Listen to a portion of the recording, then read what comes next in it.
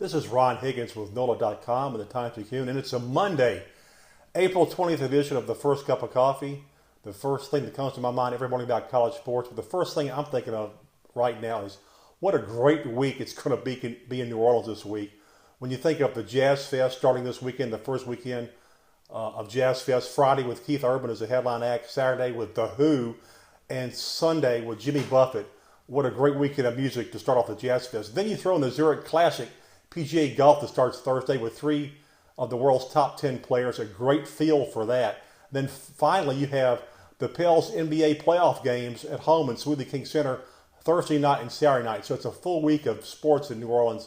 And there's going to be a lot of people skipping work and playing hooky to go to these events. Good for you. It's spring. It's springtime. You need to get out and get some fresh air and see these events. Secondly, I'm going to talk about Tim Tebow signing with the Eagles. I know per se this is not college sports, but I relate it back to his days as a Heisman Trophy winning quarterback at Florida, where Tim was probably one of the top 5 players I've ever seen play in the SEC, top 5 best players. Just a tremendous quarterback, relentless competitor, great leader, and one of the best people I've ever met in sports. And that's what he seems to get killed for by his critics a lot of time. They just revel in the fact at his failures because they don't like the fact Tim Tebow is a strong Christian and he doesn't mind hiding that, and they think it's an act.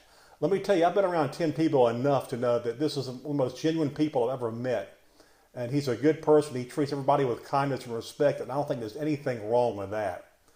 You know, last year when the SEC Network hired him as an analyst, I kind of wondered if he could succeed because he's such a good guy and such a nice person. I wonder if he could be critical.